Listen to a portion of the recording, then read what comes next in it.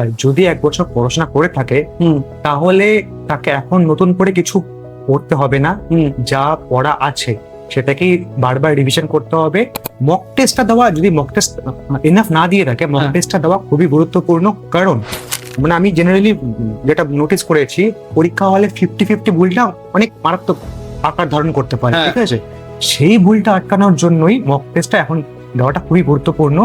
যে এই অপশনটা মনে হচ্ছে, এই অপশনটা মনে হচ্ছে, এই ব্যাপারটা যত কম করা যায় তত অ্যাডভান্টেজ থাকে, যত এক্সাক্ট করা যায় জিনিস, যত এক্সাক্ট করা যায়। ইয়েস, মানে এই লাস্ট 5 দিনে তুমি বলছো যে নতুন জিনিস না পড়ে পুরোনো জিনিসগুলোকে মকের আকারেই যদি দেওয়া যায় অনেক বেটার, অনেক বেটার, অনেক বেটার। তোমার কি মনে হয় যে স্টুডেন্টদের এই যে প্রতি রবিবার করে যে ডোনাজের মক টেস্ট গুলো হয়, এগুলো কতটা সাহায্য করে একটা স্টুডেন্টকে?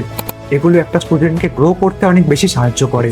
যে সংগ্রাম কিন্তু মানে প্রিলিমস এর ভেটেরান আপনারা বলতে পারেন, মানে তোমরা বলতে পারো 21-এর প্রিলিমস, 22-এর প্রিলিমস, 23-এর প্রিলিমস, 3টে প্রিলিমস ও ক্র্যাক করা। কিন্তু পেপার 6-এ এখন রিজনিং তো সংখ্যা খুবই কমে গেছে, অনেক কমে গেছে। আমি দেখেছি যে লেভেলের ম্যাথ আসে, ম্যাথটাকে আমি বলবো না যে খুব কঠিন লেভেলের ম্যাথ আসে, ঠিক আছে? ম্যাথটা ডুয়েবল করা যায়, কিন্তু সমস্যাটা আমাদের সময়ের সমস্যা থাকে। এক্স্যাক্টলি। তো যত বেশি প্র্যাকটিস করবে তত তুমি পরীক্ষা হলে তত বেশি তুমি অঙ্ক করে আসতে পারবে, এটাই হচ্ছে ব্যাপার। বাকি